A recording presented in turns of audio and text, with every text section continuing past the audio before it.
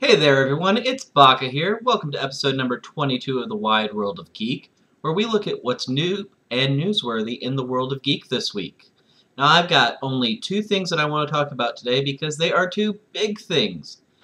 First up, and probably the biggest thing this week, is yesterday the latest book in the Dresden Files series came out, Cold Days.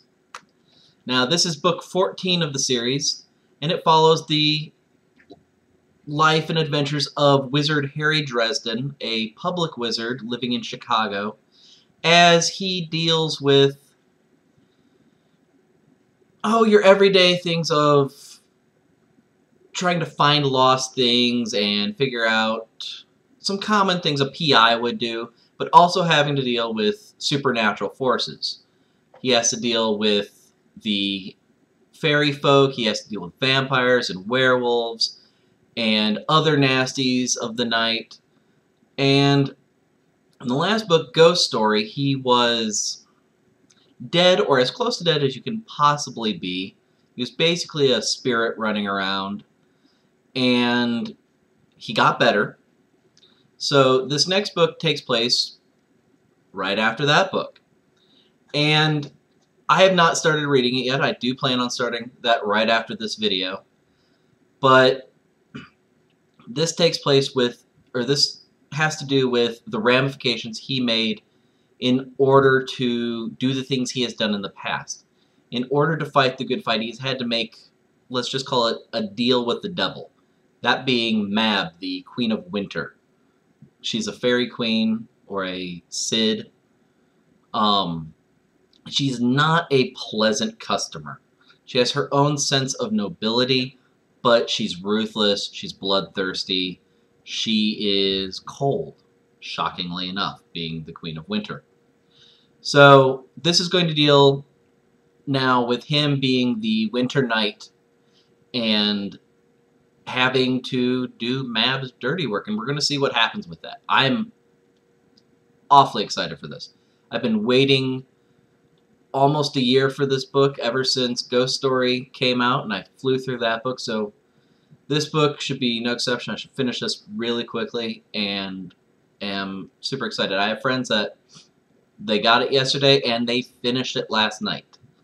Now granted, these friends also read about 10 times faster than I do, so it's going to take me a little bit longer to do that.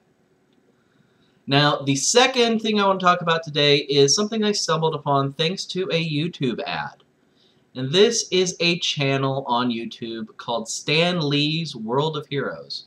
Now, in the past, I did have a story on Stan Lee where he went and got a pacemaker installed. And he made jokes about the fact that he's now like Iron Man. But Stan Lee's World of Heroes is far different from that. It is a number of shows. Some are interviews with Stan Lee and guests. Some are cartoons that are parodies of different superheroes. Captain America was the latest one. But you've got Spider-Man, Fantastic Four, Superman, etc. Very funny. Very kind of ridiculous. You've got some other things where people are interviewed about how they know Stan Lee, about their relationship with Stan Lee, things like that. So it's very Stan Lee-centric, but in a great way, because Stan Lee's story is amazing. You can go on Netflix and you can get, I think it's called Power and Responsibility to the Stan Lee Story, or True Believers, something like that. Look up Stan Lee on Netflix and you can find this great documentary about his life. And you get some of the same stories in some of these interviews, but you get a whole lot of new stuff that you never would have noticed. My personal favorite has been the Cocktails with Stan show that he does, where Jenna Bush interviews him and another celebrity, usually an actor or an actress, and they swap stories and they ask each other questions, and it's a pretty good time. He's had people like Felicia Day from the Guild, as well as